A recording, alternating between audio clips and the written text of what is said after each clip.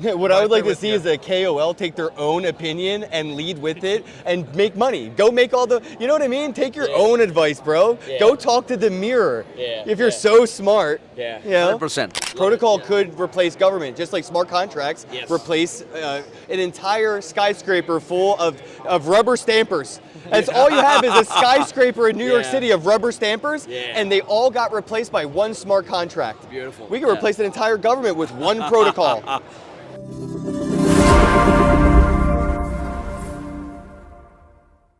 All right, guys, welcome back to Zebu. Zebu is reporting live from Consensus. I have two extremely special and kick-ass guests with me here on the show. I have Kenn and I have Miggy. I'll do a quick introduction while they will introduce themselves. Kenn is a very, very special OG content creator, somebody who is loved by Consensus, CoinDesk. He's a special invitee, a guest. The beauty is he has seen this event from the very first edition till date, every single one. Guys, go check out the content he creates. He puts up some really, really cool kick-ass thought leadership content. So is Miggy. So I will now give it to you guys. Why don't you go ahead and introduce yourself? Tell our audience what you do. Hey, how goes it? I'm Kenn Bosak. I got into Bitcoin in 2015. 2016, I started creating content in crypto. By 2018, I quit my day job and I went all in on Bitcoin. I've been to over 300 conferences, including every Consensus. So shout out to CoinDesk. Made a lot of friends along the way. I've interviewed a lot of thought leaders in this space, from Charlie Lee, Andreas Antonopoulos, Roger Ver, Jimmy Song has been on my podcast. So many. I mean, Tone Vase. I mean, the list just keeps going on. So I've just been blessed to have a lot of good connections from being so early, but also so present by being at a lot of conferences. So that's really kind of the gist of it. I'm all in. You know, I got my first Bitcoin wallet I ever opened tattooed, and I have actual diamond hands. Amazing, amazing. I'm a walking meme coin. Token. No, it's kidding. I'm a coin. I'm my own chain, bro. I'm my own. Well, my mom would be the chain. I would be the meme token. You're right. I'm Miggy Crypto. Been in the space since about 2011, 2012. Mostly focused on education and community building. Jumped into NFTs when they came around, and was fortunate enough to meet, you know, my bro Kenn here. Got to learn a lot from him. Got plugged into the communities and started conference hopping.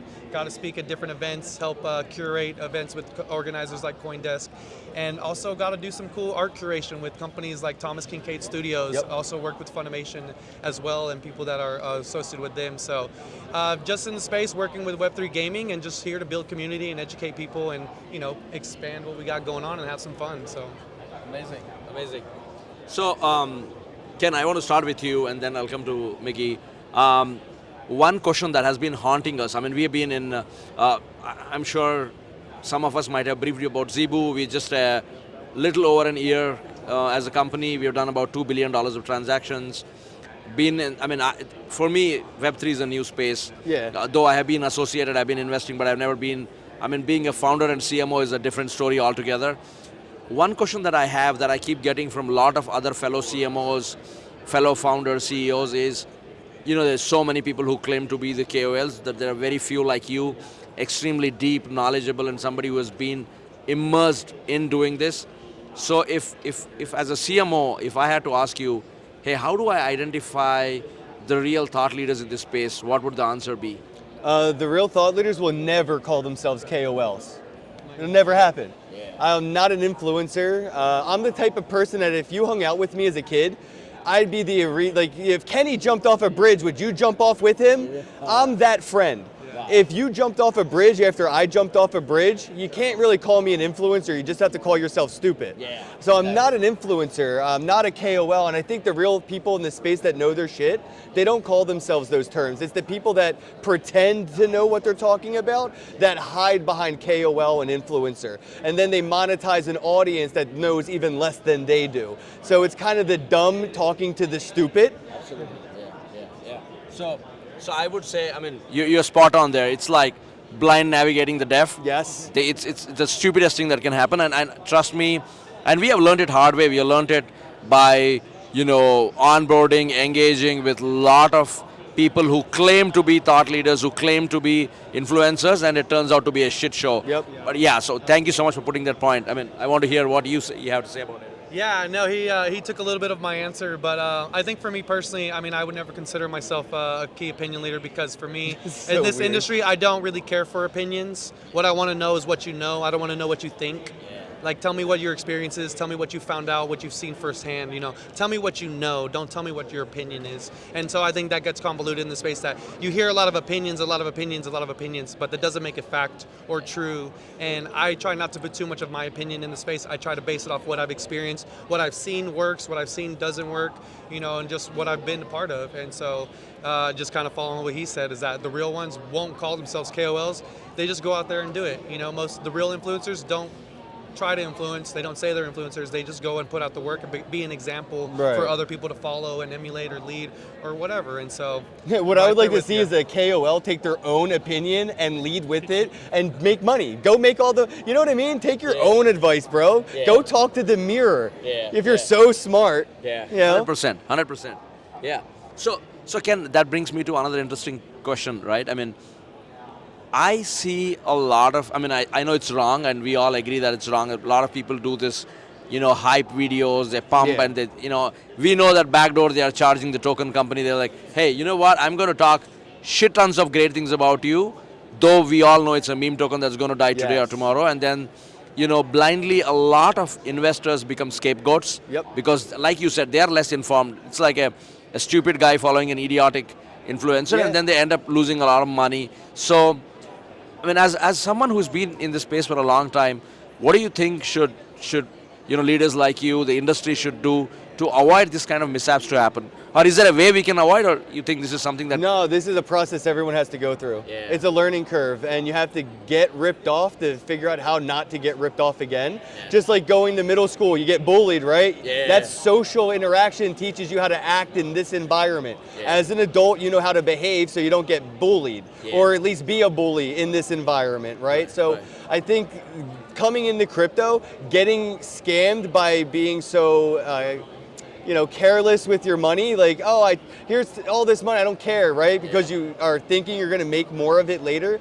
I think the carelessness is coming to be, people are more caring. Yeah. You know, if people were more crypto careless in the real world, I feel like we could end homelessness. The way people just give away crypto money, right? Yeah. Like you could Yeah. give it to people that need it. But no, I think altruism isn't gonna get us there. It's, right now, to get out of this cycle, we would need it to be common knowledge. You know, back in the early internet days, they had the Nigerian email, right? That was the Right. common thing. Right. You get a Nigerian prince that would send you an email, Yeah. and you'd have to send him a bank transfer so he could transfer you millions of dollars, dollars. because you have an inheritance because you're related to a Nigerian prince. Yeah. It became a big scam, but now it's common knowledge. Yeah, You yeah. cannot send anybody an email and then fall for that scam. Exactly. We're getting to a point where send one Ethereum, get two Ethereum back, is getting to that common knowledge. Everybody is like, no one's gonna send me two Ethereum Yeah. if I send them one Ethereum. Exactly. But it had to go through that to get to this point of it being common sense. Sure. The next step is with the generation below mine, Yeah. they're gonna grow up with the next common sense. It'll be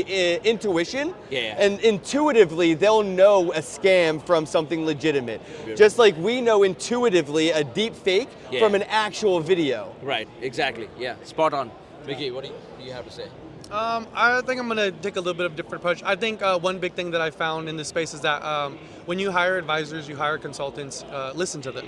Take their advice, especially when they're trying to direct you in things like this. It would be When nice if people listen to us. Yeah, when they say, you're like, if you're getting paid to get the advice, you know, they say, hey, don't hire influencers for influencer marketing. Take that money, invest it in the community. Sure. You know, do that. You know, listen to your advice. If you're paying people for, you know, to guide you, let them guide you, because I've worked with projects where it was great, you know, getting paid to be their consultant, but, you know, I could give them best practices, doesn't mean they're going to do it. And so if they don't do it and then things go wrong, you know, it's just, you just sit back and be like, well, you know, like he said, you're just going to have to kind of learn from your mistakes. But when you're paying somebody for guidance, let them guide you. And then on top of that, you know, it's just education. You know, try to push that forward. When you make a mistake, when you learn from it, teach other people about it as extensively as you can, as detailed as you can. Give them that same information. And again, they'll do with it what they want, but at least you know you put yourself out there, you put this problem out there, and somebody else may stumble across it, and you may prevent other people from that happening too. So I love that. Turn your community members into the KOLs, into the influencers. Exactly. Absolutely, very well said. Very well said. So Ken, I want to now go deep and understand your journey. Was this an accident, or did you consciously choose to be the leader you are today, or was it your just passion for Bitcoin and bringing the freedom globally and making the transactions happen? What was that drove you to become, such a big iconic leader in this space? Man, I didn't want to be. I definitely don't want to be. The only reason I still let it kind of happen is I like talking to people that are really hard to talk to, unless I look like I'm that influencer guy or that like thought leader or something. So I let that ride. I'm not that guy. I'm really not, but I don't want to keep saying I'm not, because then eventually CEOs will stop giving me the time of day, right?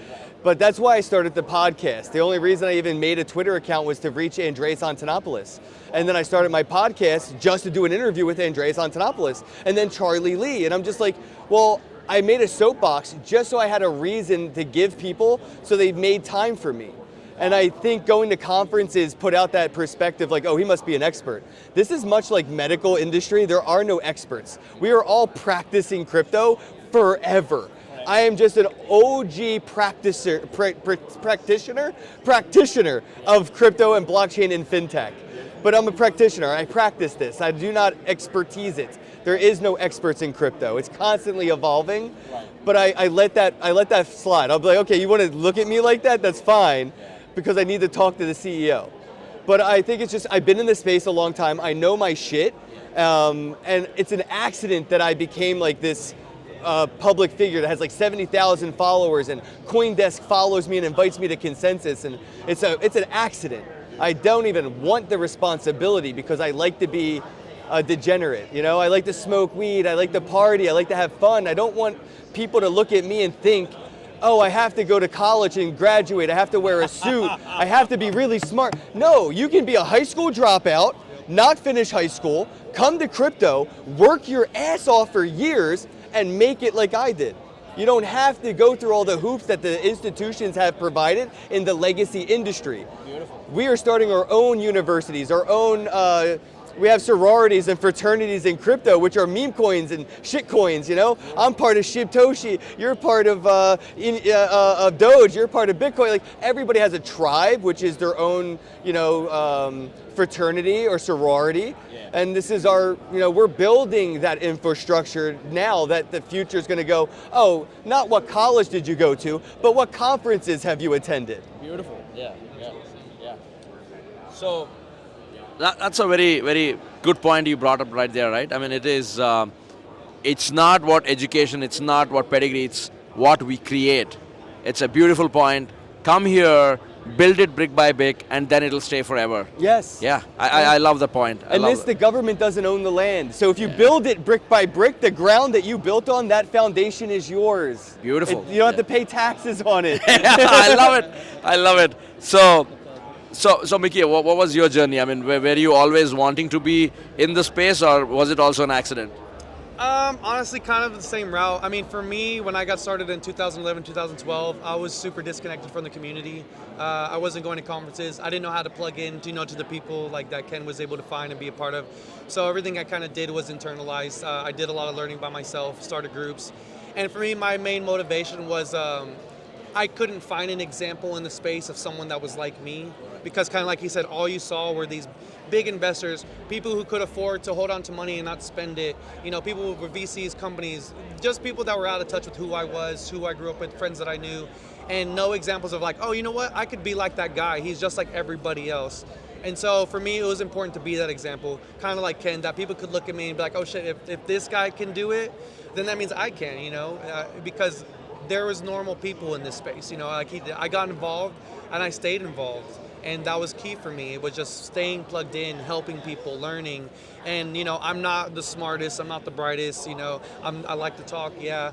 But, if I could do it, anybody can. And that was the motivation I wanted somebody to have that example of like, oh man, how do I plug myself into the space? Where is the space for me here? And for me, that everybody has a space here. Everybody has a role that you could play. And I wanted to be that example that when somebody did look at Web3 and they did find people who could become successful, that they could look at them and be like, oh, you know what? That was a guy that struggled week by week, month by month to pay his bills, living in his car, traveling, almost homeless, and he still stuck it out and got to the point where people, looked up to him, listened to him, and became a part of his community. And, I just wanted more of that because I think that's what's going to be important for growth and for onboarding, because we need more regular people to feel comfortable about becoming part of this space and knowing that they can, and they don't have to be a developer, they don't have to be an investor, they don't have to be the brightest, the smartest, the most money, the most handsomest, or whatever, influential. They could just be a regular average person and find their role here, and that's what kept me going. Love it. I think a lot of great lessons to learn from personal journeys of you guys. So Miggy and Kenn, we get to the segment of the chat where I ask a little deeper and direct questions. One thing that we are all very bullish on is what government did last week. US is now opening up. You have been to all the leading conferences, be it Token 2049, Dubai, Singapore, Spain. Everybody says, oh, you know what, US is not up to the mark in terms of the regulations, compliance, and all of that. What do you think is going to happen next? I think this was actually a good tell that they're not going to have, they're going to make it look like they're allowing us to do this because they can't keep stopping us. So this is how they're going to look like the good guy, right? They're going to stop trying to suppress crypto. And they're going to open it up saying, you're allowed to do this. Like, yeah, no shit. We've been doing this and we were going to keep doing this and it's not going to stop. So I think this is like a false flag, honestly. I think this is the American government saying, if we don't do this to save face, our own citizens are going to embarrass us again. We have only embarrassed our government time and time again, starting with as early as prohibition. Yeah, you want to make alcohol illegal? We'll make it ourselves. Oh, you want to make cannabis illegal? We're going to smoke it anyway, and we'll smoke it in front of the White House every year on April 20th. You know what I mean? You want to make crypto illegal? We're going to come to New York City and we're going to do conferences and we're going to trade this shit anyway. How are you going to stop us? I'm going to download Metallica's music on Napster and I'm going to listen to it for free. How are you going to stop? They eventually stop trying to suppress the technology that doesn't care what the law says. So I think this is a good time for them to look like they're one of us when they're not. They have no choice but to play by our rules. We set the law in protocol. Yeah, love that. Yeah, I kind of feel the same. Just like you saw with the marijuana industry, like you said, it was illegal, it was very illegal. And then now it's still illegal, but states are, opened up to recreational, medical, they're allowed to do it because the government's allowing them to do it, but they were doing it anyways. And so I think it's a way to, like you said, kind of save face, but to kind of also infiltrate, just like they did with many big movements, many groups where it's like, hey, we're going to let y'all do this, but we're going to find ways to put plants in there that they're part of your community, but they're going to disrupt it and destroy it. Exactly. And luckily with this community, it's more protocol based. There's more algorithmic math and things in it, not just community, but there's technology behind it. And so that's a big saving grace, is that no one's above math law, no one's above algorithmic law, no human being can be beyond math. And that's the beautiful thing about it. And so, whether they're here to play, they're here to stay, all that matters is that, they've leaned back a little bit, and I think they're trying to find a way in because regulations and laws have to be changed, and no matter what, they're going to need our help to make those changes. And they're either going to be with us or they're not, because blockchain and crypto's not going to stop. It's either you play the game our way and you be a part of it, or you don't play the game at all. Yeah, this could be where government becomes protocol. Protocol could replace government, just like smart contracts replace an entire skyscraper full of rubber stampers. That's all you have is a skyscraper in New York City of rubber stampers, and they all got replaced by one smart contract. Beautiful. We can replace an entire government with one protocol. This is happening right here on our show. Beautiful use case. Now I come to the next segment, Kenn and Miggy. We have this question. There are a lot of these very passionate guys who also want to be in the industry, who want to follow your footsteps, who want to be the next Kenn, the next Miggy in making. What is your advice to them? What is that one advice that you would tell them? Hey, do this right, and you will be the next Kenn. Easy. Meetups. Nobody's doing it anymore. All the OGs, including myself, are too busy doing other shit, and it kind of fell off. And I think that that's what got me to where I am, honestly. I started doing meetups in Philly in 2016, inviting locals that care about Bitcoin to come hang out with me and talk to me about Bitcoin. Met at bus stations, train stations, bars, restaurants, anywhere I could get a group of people together, we would meet there. And I think with the way that there's so many projects here with the booths, you can find a sponsor to help you pay for pizza and soda and do a meetup and just make friends in your community that are interested in crypto. Find projects and companies that are local to your neighborhood to sponsor that meetup. And the next thing you know, once a year, 2, 3 goes, just like me from meetups, I do my own conference called Shitcoin Conference. Wow. It's called Shitcoin. We've done it 3 years consecutively. This will be year number 4 that we do Shitcoin Conference, Shitcoin 2024. And it all started for me just doing meetups and accumulating sponsors, going to conferences and meetups and making acquaintances. So if you start today with a meetup, and next thing you know, a year from now, you can have your own conference. Lovely, lovely. Great suggestion. I guess for me, one always thing that I've always thought was important was just if you're looking to get involved, or if you wanted to be a part of the space, just get involved and stay involved. Find something that you feel comfortable with doing. You don't have to search for, okay, I got to learn how to code, or I need to learn how to make NFTs.